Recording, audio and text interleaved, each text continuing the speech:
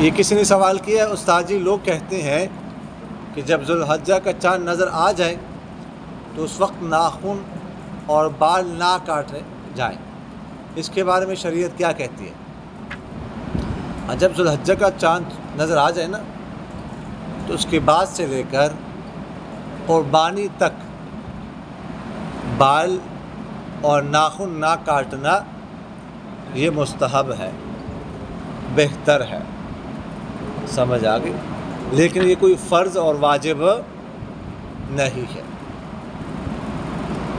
اگر کوئی کاٹ لے بال یا ناخن تو گنہگار نہیں ہوگا، کوئی گناہ نہیں ہے، اور یہ بھی اس کے لیے ہے جس نے قربانی کرنی ہو۔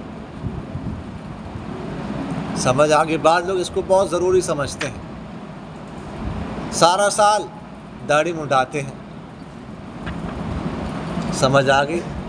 یا داڑھی کٹواتے ہیں، لیکن جب ذوالحجہ کا مہینہ شروع ہو جائے پھر نہیں۔ سارا سال حرام کا ارتکاب کرتے ہیں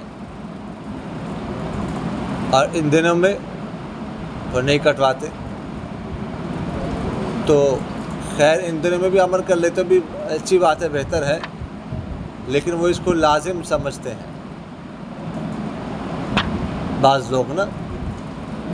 حالانکہ میں نے آپ سے عرض کیا کہ کوئی فرض واجب نہیں ہے، کوئی عمل کر لے تو بھی تو اچھی بات ہے، نہ کرے تو بھی کوئی حرج نہیں، عمل کریں تو گویا کہ یہ جو جنہوں نے احرام باندھا ہوا ہے گویا کہ ان کے ساتھ ایک طرح کی مشابہت ہے